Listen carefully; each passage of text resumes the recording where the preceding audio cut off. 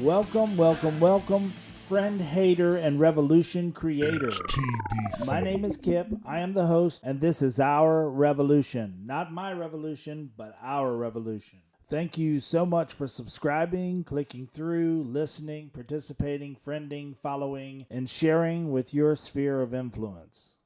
By taking an active role in your pursuit of happiness, you have in turn continued the momentum of Revolution Radio HTDC.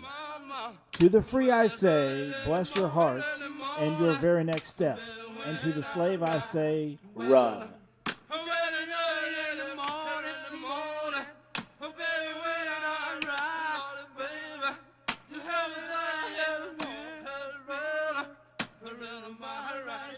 Your master's excess has him fat and happy right now, so now is your time. Regain your independence. He's asleep on his back, snoring and choking on his 3 chins. Be the change you wish to see in the world. Don't be envious of what you think someone else has. It's time for you to find your own satisfaction. I'm sure you got some science to drop, Pinks. You always do. That's why we got you on the 1s and 2s, my friend. That's a good time on the Devo anyway. Cue in your mic, man. Cue in your mic. I'm just hearing you on talkback.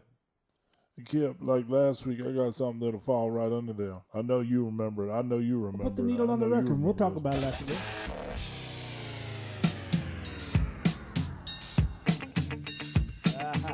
Bing, bing, bing. This is the part right here,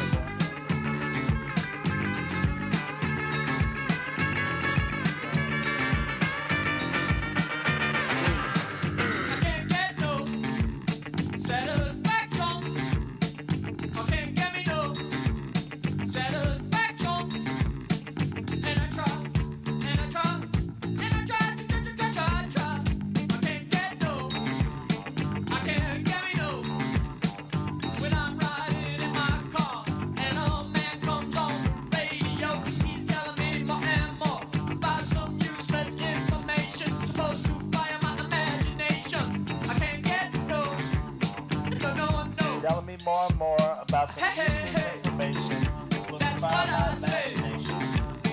I can't get no satisfaction. I can't get me no.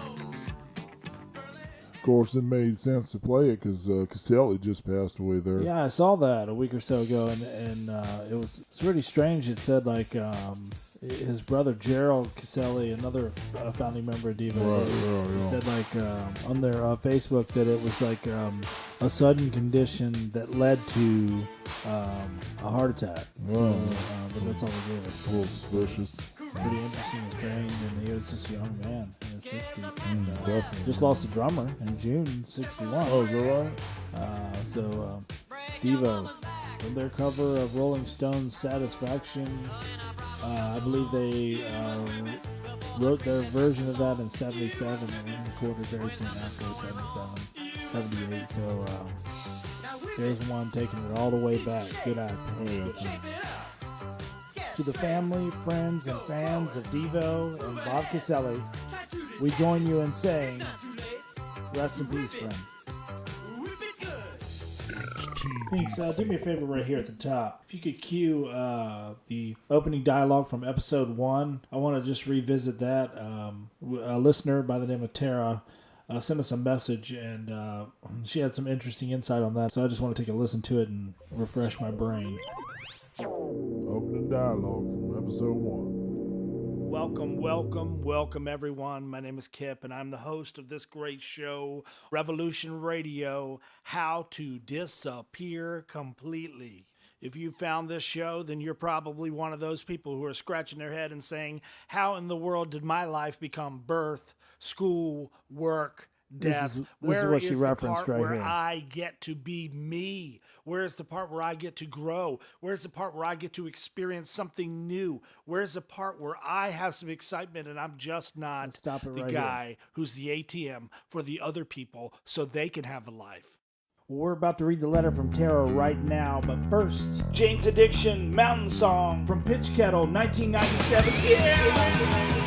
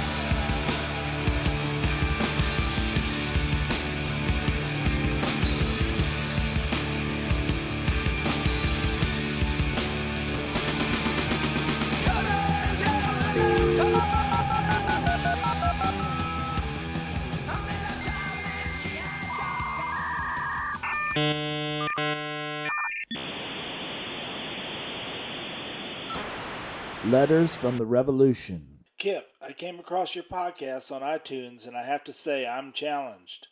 I am 27 years old, and I've only just begun the work phase of birth, school, work, death, as you call it.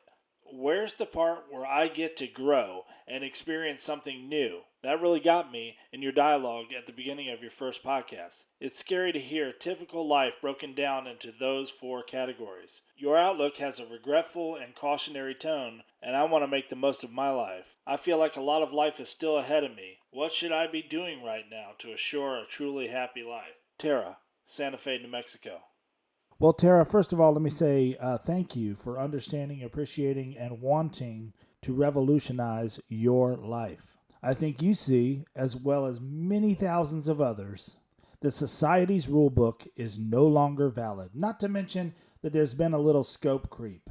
For a contractor, the contract should clearly define the scope of work so he knows where he begins and ends. Otherwise, qualifying the finish line is open to interpretation to both parties. So to define scope creep, it's exactly that.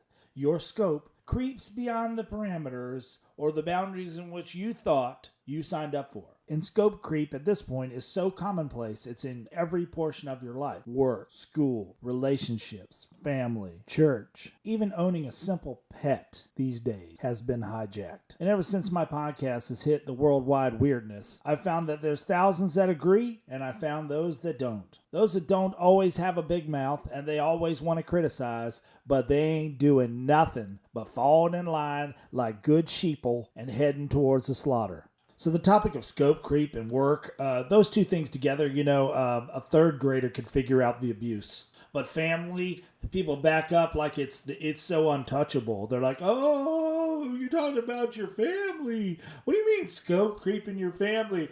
Ah! The old saying, is the tail wagging the dog or is the dog wagging the tail, is so right on for families today. I'm going to call it the way I see it. I think parents have lost control of their families. The kids are at the steering wheel, and their curricular and extracurricular activities are your entire life. Amen. But before you throw me in tar and feather me and send me up the street, why don't we just back up and take a look at this thing from the 50,000-foot view? I said that the parents had lost control and that the children were at the steering wheel. I didn't say that your parenting was terrible and you gave control to the children. I'm saying society's rulebook has now put the children in charge. In the past 20 years, the public school system has become obsessed with reports and projects and displays, presentations, and multimedia stimulation. Everything in excess. Homework. Well, when I went to school, I went to a private school, and they had a very interesting philosophy.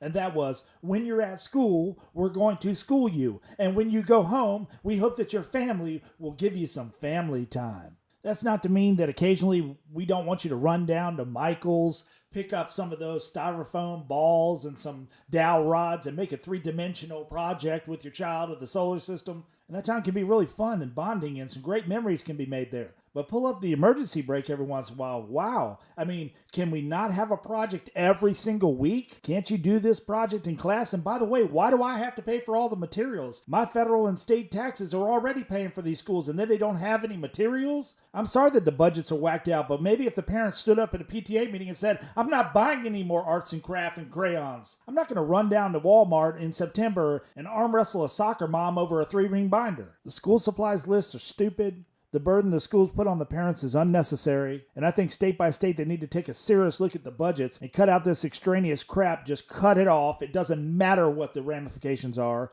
irregardless of what tidal wave is going to come from it.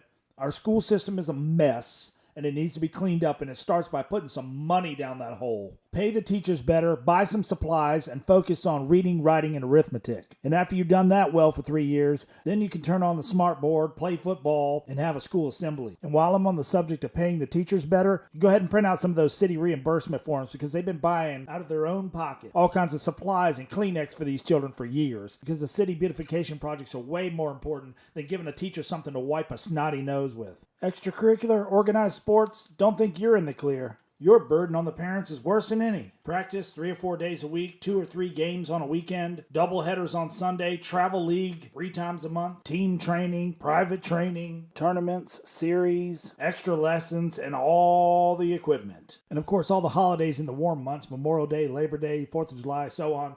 They're all going to be tournament weekends. They're not going to be vacation weekends. They're not going to be weekends with your family. They're going to be some kind of tournament. And guess what? The tournament costs money and you got to travel and the parents are trapped. Amen. I'm not the sports Scrooge. I'm just simply saying that everything in moderation. These parents are going to spend tens of thousands of dollars through middle school and high school for these sports, and then the kids don't do diddly squat with it. By 11th or 12th grade, most of them quit. They don't do anything with it. And you have now diddled out thousands of dollars with no return. Yes, your kids got some recreational activity. There is plenty of free recreational activity.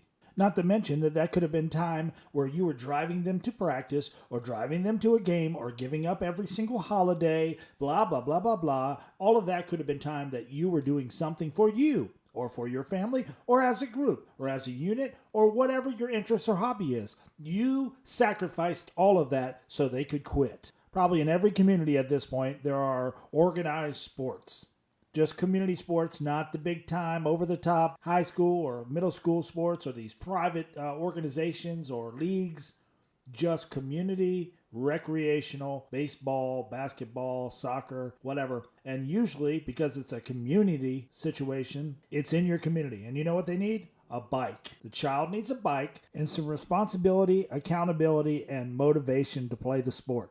That way, if they get their butts on their bike and they pedal to their practice, then you'll know that they want to play that sport. But these parents that have to beg, borrow, and steal and force the child to go to practice, all the while sacrificing their own personal time for this child who doesn't really want to play that sport, well, look, we all have lives, and if you want that chaos, you can have it, but not in my house. As the show's oath of revolution says, I've resigned as general manager of the universe. So, Tara, I realize I've gone way off path. But, I needed to stay with that. I felt like somebody needed to hear that, and it's never a bad thing for me to hear it myself. So to answer you more directly, what can you be doing right now to ensure that you're happy now and that your future is happy? You can't rely on a spouse, a boyfriend, a girlfriend, a mother, a father, sister, brother, uncle, doesn't matter, best friend, some stranger you met on social media. No one can make you happy but you. Each of those individuals can be a component in your happiness, but they are not the substance of your happiness. The substance of your happiness comes from within. Only you know completely what is your essence. My personal take on happiness is simplicity. I remember when computer diagnostics were first getting out there, it was like all these various things that you could do to make your computer go faster or to perform better. And the big thing was the defragmenting your hard drive. And essentially, by no rhyme or reason, data is printed all over a hard disk. And basically, as you add and delete various items, it leaves voids on the hard disk. And basically, the defragmentation process is like a spring cleaning and consolidation for your hard drive. So it's going to go on there and it's going to say, here's all the data, and here's all the voids, and we're just going to kind of squeeze all this together and make it all accessible at a faster rate and maximize the use and efficiency of your processor and your hard drive. I think that's very similar to real life. My key to happiness is simplicity. First, I deleted all the stuff I wasn't using, and then I ran defrag on my brain so that there's plenty of room once it's all consolidated. There's plenty of room to put in new things, to discover new things, to store new things. And now what I put in my brain goes through my antivirus. And the antivirus is the shield that I have put up that says, I'm not going to manage everybody else's problems. I'm not going to be the center of all things that happen today. I'm going to be concerned about me and mine, and I'm going to fight the good fight to make sure that I smile today. So, Tara, I demonstrated how work and school and children, family, and all the other extracurricular things can take advantage of your time and your effort and force you to sacrifice an insurmountable portion of your life, which could make you unhappy. For some, they may love that. For others, they may not. But humans crave order. And I feel like that ball of chaos of constantly juggling 14,000 different things and money just gushing out all the time, I can't see where there's any order in that. It may be chaos in motion, and it might look really good from the outside, but there's turmoil on the inside. You can believe that. So next time Mom comes rolling up in those pretty fingernails with that Cadillac Escalade wrapped around her, don't count that as happy. That's like a Hollywood set, propped up to divert ridicule. She wants out of a lot of that, but she can't find the door. And Dad, he saw his fishing rod in the garage on his way out to take you to practice. And all evening he's been thinking, what happened to my life the last 10 years? I haven't used that thing one time. So Tara, learn to say no and learn to say yes. Learn to manage yourself and learn to manage how others affect you. Set your boundaries, be consistent, and love your life. It's the only one you have, and you're the only one who will. HTDC.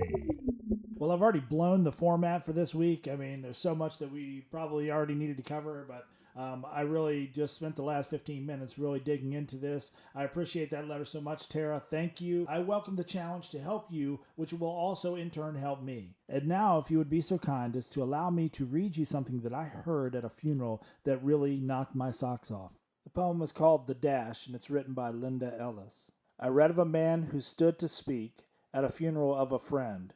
He referred to the dates on the tombstone from the beginning to the end. He noted that first came the date of birth and spoke the following date with tears. But he said what mattered most of all was the dash between the years.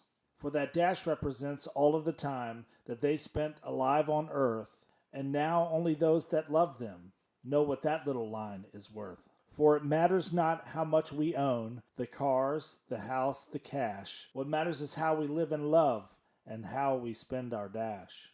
So think about this long and hard. Are there things you'd like to change? For you never know how much time is left that can still be rearranged. If we could just slow down enough to consider what's true and real, and always try to understand the way other people feel, and be less quick to anger and show appreciation more, and love the people in our lives like we've never loved before. If we treat each other with respect and more often wear a smile, remembering that this special dash might only last a little while. So when your eulogy is being read with your life's actions to rehash, would you be proud of the things they say about how you spent your dash? The screaming trees never know where the twain shall meet from 1989. Yeah!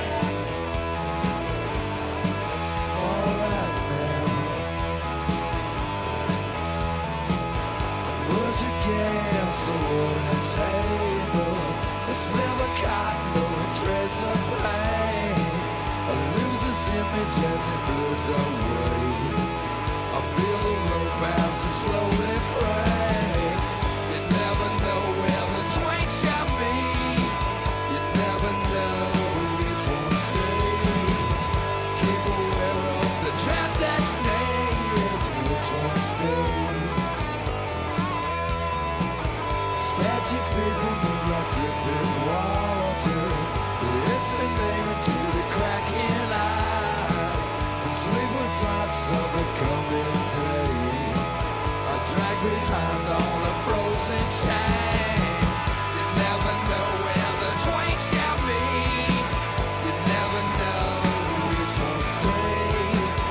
Keep aware of the trap that snares. Which one stays? Which one stays?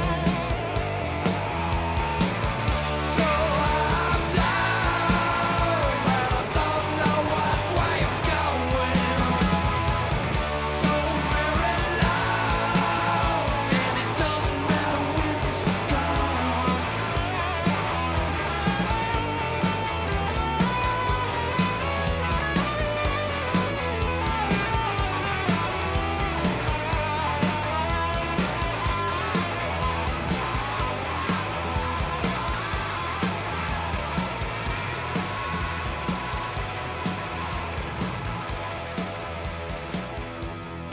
Thank you for listening to Revolution Radio HTDC, How to Disappear Completely. My name is Kip, and I'm your host. We've been on a bit of a tangent, but I'm trying to get dialed back in here. We're not going to throw out anything, but we need to find another gear. So, Pinks, cue the oath of the revolution, liar of the week, and cut the cord. The oath of revolution. I will resign today as general manager of the universe. Whatever consequences may be ahead for my adult, family, friends, and coworkers, so be it. I will not commit any more uncompensated time, money, or energy to my employer. I will exercise my mind, body, and spirit every day. I will take the time now to rediscover the things that interest me that may have been overshadowed by the rat race, and I will make time every week for them as they are me. I will break bread with friends and family often. I will not let anything, food, beverage, drug, relationship, emotion, or tendency control me. I am not an addict or recovering from anything. I cannot unwind the past or even make one subtle change to what's in my rearview mirror, so I will not ever try again to do so. I will use the term forgive me versus sorry. I will explore and grow who I am and will not be hindered by what's comfortable. I will be spontaneous. I will respect my planet and fellow man. I will support change that supports this revolution, and I will not hide my light, but rather share it. That brings us to a fresh new segment.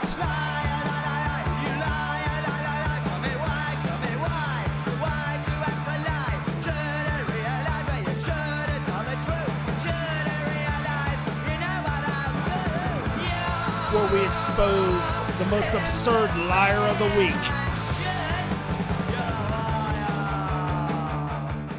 The music industry warned it's threatening its last major source of revenue.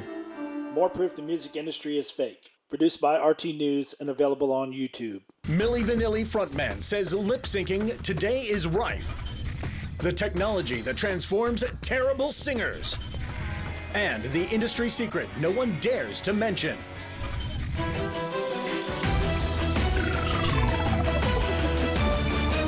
And the best new artist is Milli Vanilli.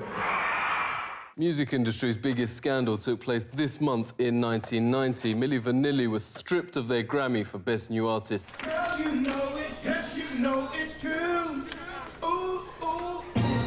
Their worldwide #1, Girl, You Know It's True, wasn't true. It wasn't Rob Pilatus and Fab Morvan's voices in the studio or on stage. The truth came out one concert when the pre-record jammed, repeating the chorus again and again. I wanted to die. It stopped. Girl, you know it's girl, you know it's girl. 80,000 people. Girl, you know it's girl, you know. You know, I couldn't repeat it 15 times. The record company says it was in horror at the news, but the industry knew it all along, notes Entertainment Weekly. It was perfectly happy with the deception until the public found out. Its real horror was the industry secret had been leaked. With any singer today, reports Time magazine, you're most probably not hearing their actual voice. Huffington Post reports the real voice of Britney Spears, quote, hurts to hear. It's released her microphone audio without the pre-recorded backing track. Voice that she's in control. And she loves me. This Hollywood girl. Oh, baby, baby, how was I supposed to know? Her voice sounds different on the official album. Oh, baby, baby, you think I'm in love, that I'm sent from above. This is what leading record producer told Time. Let's just say I've had autotune save vocals on everything from Britney Spears to Bollywood cast albums. And every singer now presumes you'll just run their voice through the box. Box, as the industry calls auto-tune, destroys the voice's natural vibration, but puts it in tune with the music. Its inventor, Andy Hildebrand, found the same sound wave vibrations that oil firms use to map the Earth's subsurface could correct the voice. He's blunt on why the technology is being used. Yes, we fix bad singers. We invited amateur singer Zach into a studio, then auto-tuned his voice to the music. Recording.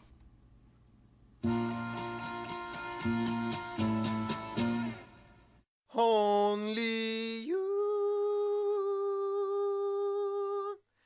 can make this world seem right. Only you can make the darkness bright. Only you and you alone can thrill me like you do. CBS reports even those seen as great singers like Celine Dion today rely on autotune. The editor of iPad Music magazine Electronic Sound is Chris Dawes. He writes under the name Push. Chris, it's great to see you. How do you feel about no longer hearing real voices? A lot of the stuff that I work with and listen to is electronic music, and increasingly a lot of the electronic music artists are just relying on auto-tuning their voices. And to be honest with you, if I'm hearing a new artist and I hear an auto-tune, I'm out. It's about the imperfections. Even rock groups which traditionally prized raw, authentic vocals, top producer Tom Bojo says they now rely on auto-tune. Not using it has even become a badge of honor. Some artists like Alison Mora have started printing on their albums that no auto-tune was used on this record. Let's talk to music journalist Joe Vogel. Joe, great to speak to you. What effect is auto-tune having? When it gets so universal, it takes away from the soul of the music, and actually being able to hear those imperfections in people's vocals is, you know, you had singers like Bob Dylan who were praised because their voices weren't great, you know? I mean, he didn't have that traditionally, you know, beautiful melodic voice, but that's kind of why people like Bob Dylan. Once upon a time, you dressed so fine, through the bumps of dime in your prime. The result is singers today can't sing live, notes soul diva Jocelyn Brown, because auto-tune means they no longer train their voice. When a band member said Beyoncé mimed the national anthem at the presidential inauguration, the mainstream reacted with shock, although even the singer herself said everyone's doing it. Chris, if everyone's doing it, why are people shocked and surprised? It's the secret that nobody dares speak of. When the artifice is stripped away and people see how the reality of how things are put together, that the general public are surprised and shocked. It is a bit Emperor's New Clothes. Isn't the Emperor's new costume just superb? And it fits him to perfection. Then, suddenly, from the crowd... The Emperor has no clothes on! The Emperor began to blush. Not just less-known artists' voice holds as they fall off stage.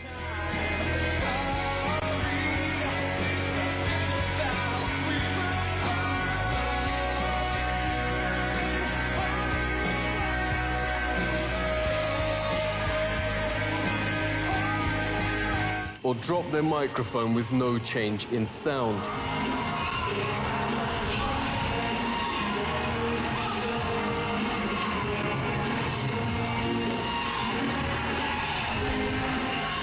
So obvious it's painful as how CBS reports Madonna's lip-syncing.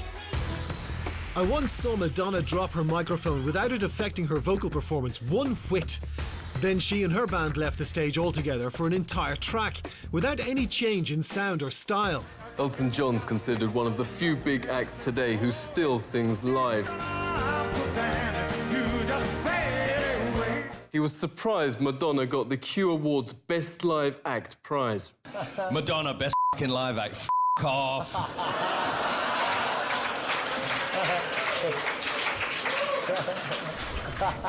Since when has lip syncing been live? Sorry about that, but I think everyone who lip syncs in public on stage when you pay like 75 quid to see them should be shot. This was his advice for her before last year's Super Bowl performance that CBS reported as painfully obvious miming. Make sure you lip sync good. According to Madonna's publicist, quote, Madonna does not lip sync, but even the industry thinks it's gone too far. The X Factor, a show for judging people's singing ability, admits contestants are actually auto-tuned. When the news went public, shamed executives said they would stop the practice. Legal disclaimers have even been planned on Britney concert tickets, warning the show is mimed after fans at a recent performance found she wasn't singing. Fans deserted the pop diva last night, just 3 songs into her first concert in Perth. The reason? Fans say she is lip-syncing instead of singing. Chuck Taylor is one of the industry's most respected journalists. Chuck, it's great to speak to you. Britney seems to be a target because she's taken this to the end game. Telegraph reports the only thing live in her latest offering, Live in Miami, is the reaction of the audience. Putting a warning label on Britney lip-syncing is kind of like saying, by the way, warning, in winter it's cold. We'd like to believe that those who become singers have a natural talent. That's what it used to be. Elton John has a point. I don't know that I'd pull out a gun on a singer for lip syncing, but I have to agree. If you are paying for the experience of seeing not only a show with entertainment, but someone who sings for a living, you'd like to think that they're going to sing for real. I do believe that when you're on stage, you need to give it your best shot.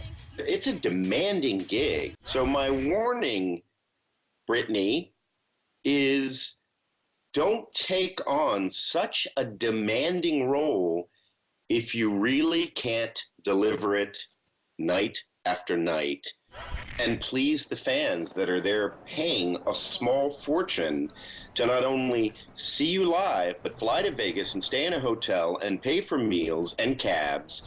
It's expensive, so you've got to do more than just dance around with a snake around your neck. According to Britney Spears' publicist, Britney does not lip sync. Let's get a view from inside the industry. Fab Morvan, formerly of Milli Vanilli, really great to speak to you. How common is auto-tune and miming among artists? Auto-tune is the standard in the music industry today.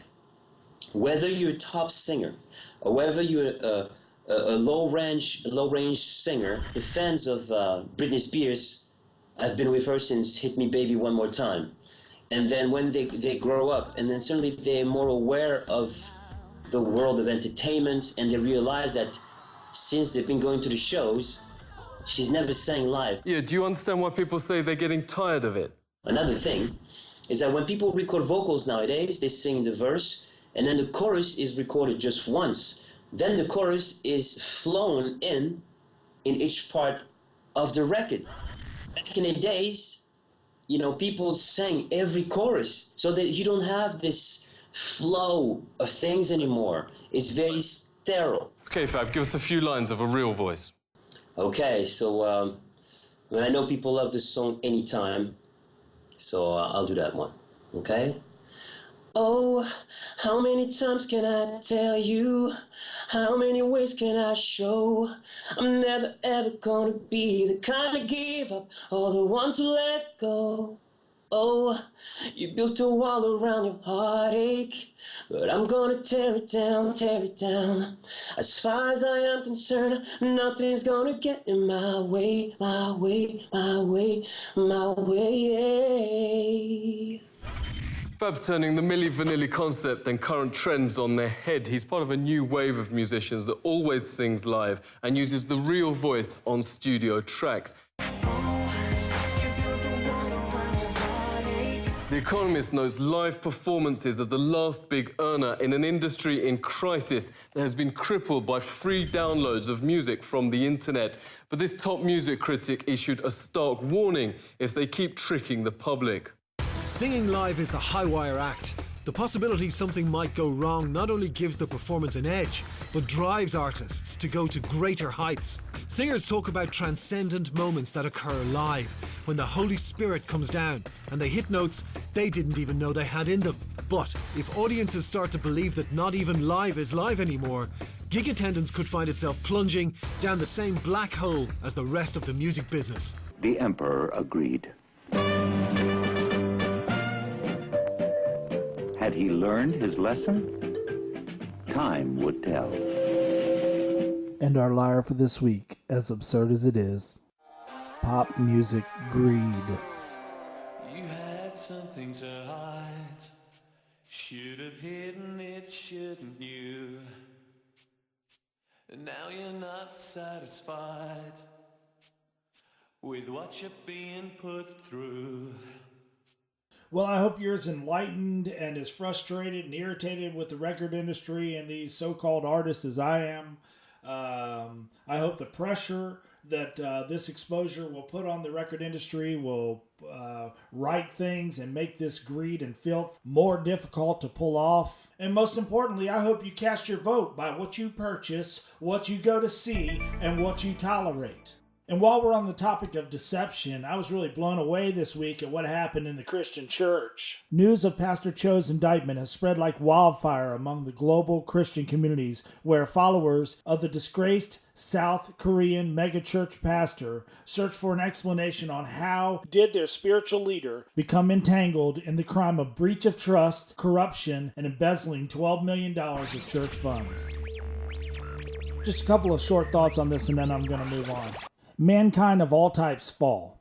Since your faith wasn't in mankind to start with, the work's going to move forward and everything's going to be just fine. But what really drew me to this story, because there's been tons of pastors along the way who may or may not have done what they're accused of, who were run through the media machine and their credibility never really snapped back. I mean, the world is super hard on the Christian church and money. But here's something that was really endearing, and it's like the cornerstone of this program. Again, it just keeps showing up and showing up and showing up. Listen to this quote from Dr. Cho. Standing before his congregation on this past Sunday from the pulpit, he says, "Through this suffering, I've learned a homework. An individual shouldn't possess anything," he said. "Besides, health, status, fame, authority, and money, these are all matters that are outside the body and unworthy of any pursuit." Again, thank you for finding Revolution Radio, How to Disappear Completely. This show is for you, and if you want to make it more personal, I'm going to give you some ways to interact with us right now. If you want to find us on the web, you can find us at podunkdigital.com. That's www.podunkdigital.com. On Facebook, you can find us at Revolution Radio HTDC, or follow us on Twitter at Revolution HTDC. Revolution Radio HTDC. Cause he gets up in the morning, and he goes to work at night, and he comes back home at 5:30. Hi, sir. I'm sleeping, sir. Yes, sorry, my family's trying to sleep right now. What do you need?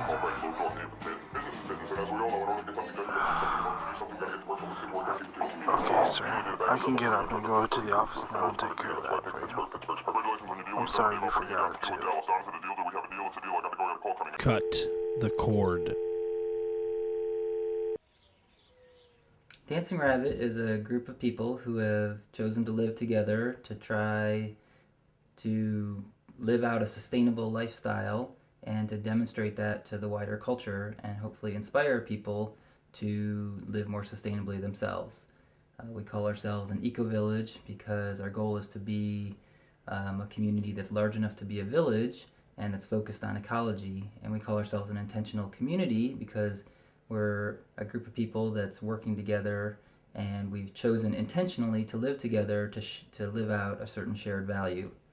And so right now there's 30 of us living here at Dancing Rabbit, and we're trying to live sustainably. I mean, in many ways, people live very similarly here to the mainstream world. I mean, we all get up and eat breakfast and brush our teeth and, you know, have our lives and work for a living and, you know, raise our children and things like that. We also do a lot of things very differently here. All of our power comes from renewable energy, so we have a lot of solar power. We share 2 vehicles among 30 people. We grow a lot of our own food in our gardens and fruit trees, things like that. We make decisions together, and we do that by consensus. We build our homes out of natural materials as much as possible, straw bales, cob, reclaimed lumber. We catch our water off of our roofs, so we're getting water, from rainwater. We recycle, we compost our waste, we do as much as we can to live lightly on the earth. Well, it's been very interesting the last few years to see how global warming has suddenly become much more accepted in the mainstream and in the political world. We've been doing this for 15 years and accepted that global warming was a reality and that a lot of other ecological issues were something that needed to be addressed right away. So it's interesting to see that shift. I mean, we're trying to inspire people. We're trying to be sort of a radical example of what people can do. Take things a step further than just like changing a few light bulbs or inflating your tires. We're looking for how to work with people who really want to make significant lifestyle changes as opposed to just minor shifts in how they're doing things.